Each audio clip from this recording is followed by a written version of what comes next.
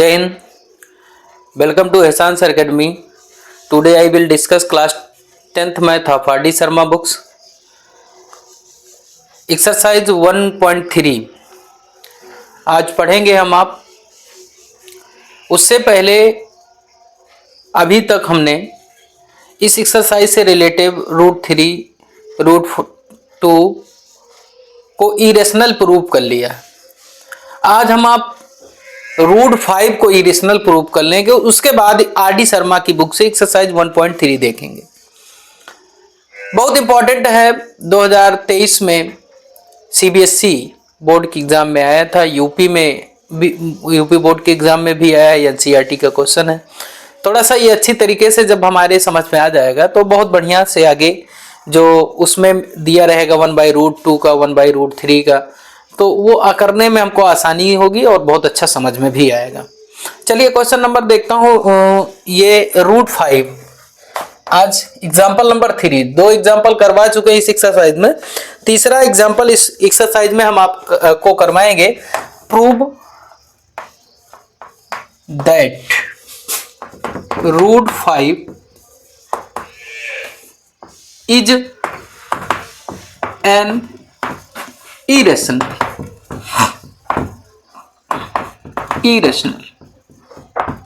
Number. इसको prove करना है। देखें, सबसे पहले तो आप ये जाने इसमें कि इरेशनल होता ही क्या है, ये जाने। रेशनल क्या होता है ये जाने, इरेशनल क्या होता है ये जाने। जब जान लेंगे तब हमारे अच्छी तरीके समझ में आएगा, ठीक है ना। जैसे जो रेशनल नंबर होता है, जैसे रेशनल नंबर होगा, जैसे 2/3 हो गया, रेशनल है कि इरेशनल है? रेशनल है। वजह क्या है कि इसका 2 और 3 का जब हम एचसीएफ फाइंड करेंगे तो 1 आएगा, क्योंकि ये को प्राइम्स नंबर है। अगर को प्राइम्स नंबर होता है तो वो क्या होता है? रेशनल। मतलब फ्रैक्शन a बाई b के फॉर्मेट में लिखा हो, b डज नॉट इक्वल अब 0 हो, b 0 नहीं होना चाहिए, a/b में लिखा होना चाहिए, a b को प्राइम नंबर्स होना चाहिए। को प्राइम नंबर किसे कहते हैं?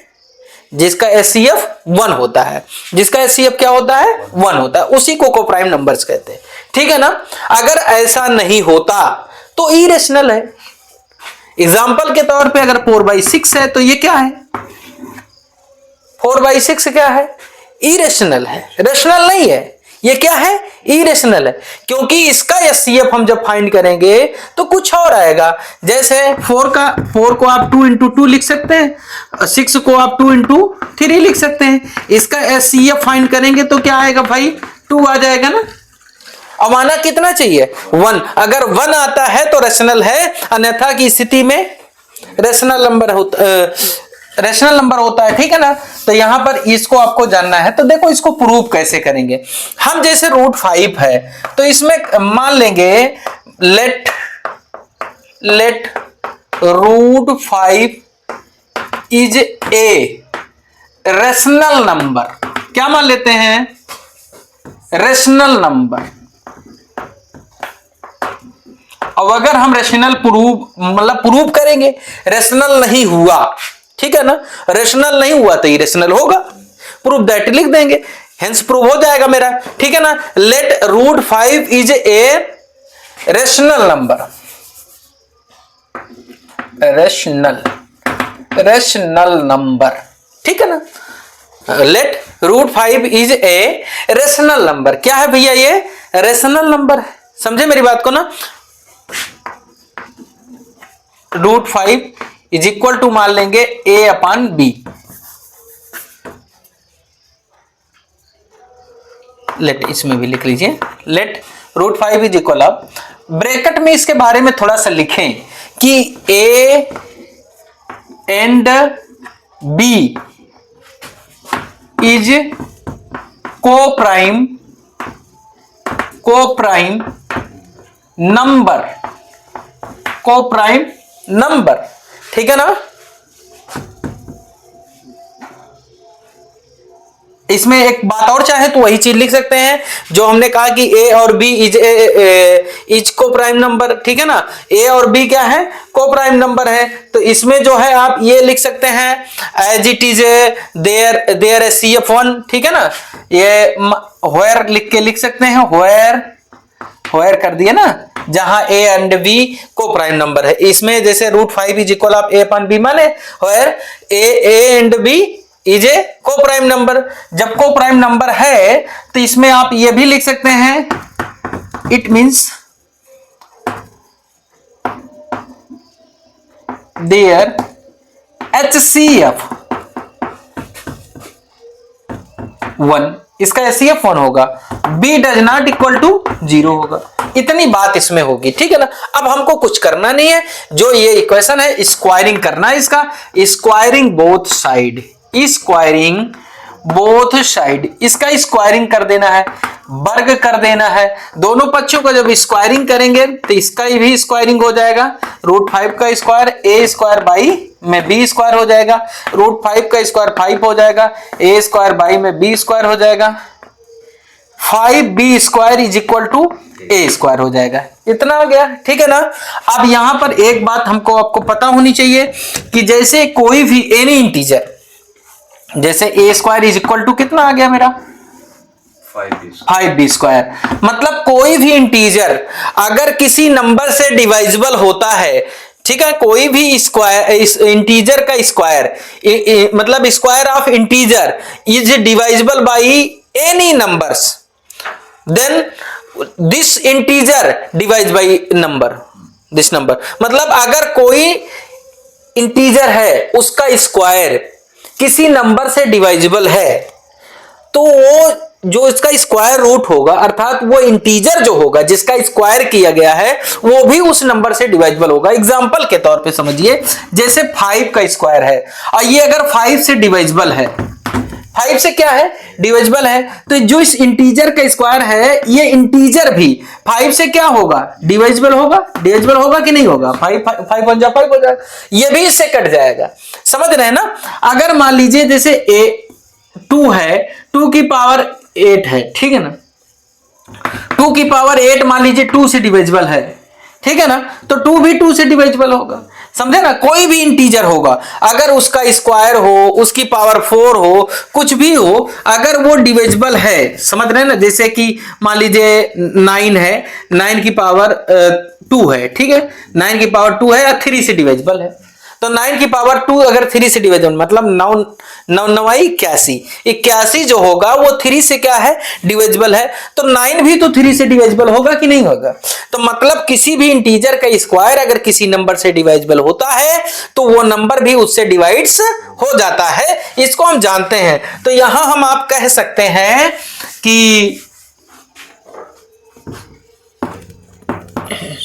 चूंकि ए स्क्वायर डिवाइड्स 5, ठीक है ना, ये किससे डिवाइड है भाई 5 से, इसका कोफिशिएंट बी स्क्वायर का 5 है, तो 5 से ये भी डिवाइड होगा भाई।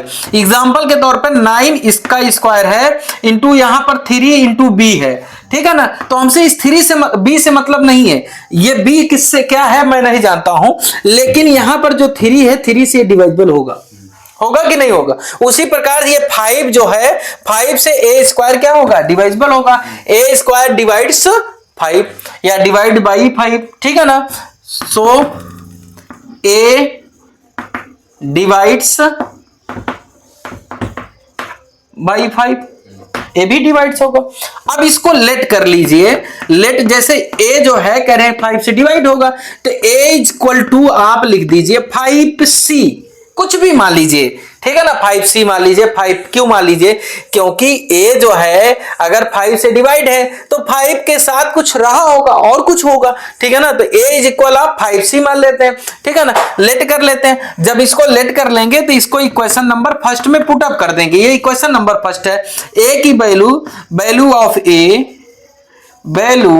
ऑफ a पुट ऑन या पुटिंग ऑन इक्वेशन फर्स्ट में पुट करिए भाई, तो a equal to sorry a के स्थान पे क्या 5b square is equal to क्या हो जाएगा 5c का स्क्वायर हो जाएगा, ठीक है ना। अब यहां पर देखिए इसको ऊपर इरेज कर देता हूं, इरेज करके लगाता हूं, जैसे देखिए 5b² is equal to 25c², है ना। 5 को इधर ट्रांसफर कर लिया जाए तो 25/5c² हो जाएगा, ठीक है ना। अब यहां पर b² आ गया आपका, b² is equal to 5c², है ना। अब देखिए इसमें भी वही बात आ गई ना, इसमें भी वही बात आ गई। यहां पर लिखेंगे चूंकि b² divides by 5, so b divides by 5 या 5, है कि नहीं। अब आप देखेंगे ये इक्वेशन नंबर सेकंड हो गया, ये इक्वेशन नंबर फर्स्ट हो गया। आपको कुछ थोड़ा सा स्टेटमेंट इसमें दे देना है, वो ये लिखना है from equation first and second. First and second से हम क्या देख रहे हैं, फर्स्ट एंड सेकंड से B obtained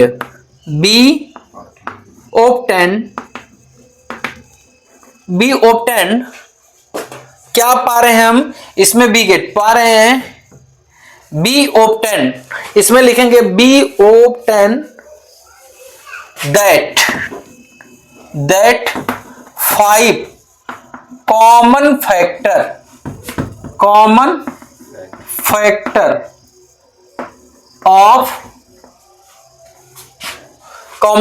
of A and B, common factor of A and B, ठीक है ना। इतना लिख लेंगे। उसके बाद इसमें लिख देंगे, देखिए जैसे इसका फैक्टर हमको कितना मिलना चाहिए था, मैंने बताया कि अभी मिलना, हमने रेशनल मान लिया था ना कि √5 क्या है, रेशनल नंबर है, उसका SCF1 आएगा, मतलब को प्राइम्स होंगे, जो A एंड B होगा वो को प्राइम्स होगा। लेकिन आपका आया क्या, from equation first and second से ऑब्टेन किया, आपने पाया क्या हो पाया भैया कि 5 is A common factor of A and B, ठीक है ना। तो आप लिखेंगे बट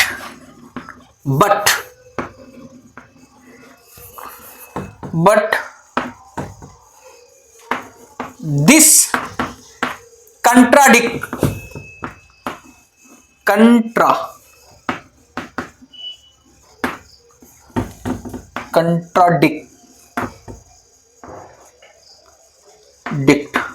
कंट्राडिक्ट ऑफ फैक्ट, मतलब इस फैक्ट, जो फैक्ट हम मानेंगे, जो मेरा फैक्ट आया ये कंट्राडिक्ट है। कंट्राडिक्ट मींस होता है भैया विरोधाभास है।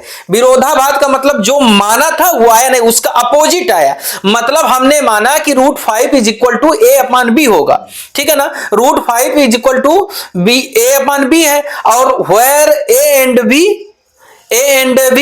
क्या है, को प्राइम्स नंबर है, देयर SCF इज 1 है, ठीक है ना। लेकिन ऐसा तो हुआ नहीं इसमें ना, मतलब इसमें क्या आया, 5 आ गया, ठीक है ना। B obtain that 5 common factor of A and B but this contradict of fact, ठीक है ना। अगर ये कंट्राडिक्ट है फैक्ट का, जो फैक्ट हमने माना था उसका अगर ये कंट्राडिक्ट है तो इसका मतलब ये होगा हेंस √5 इज एन irrational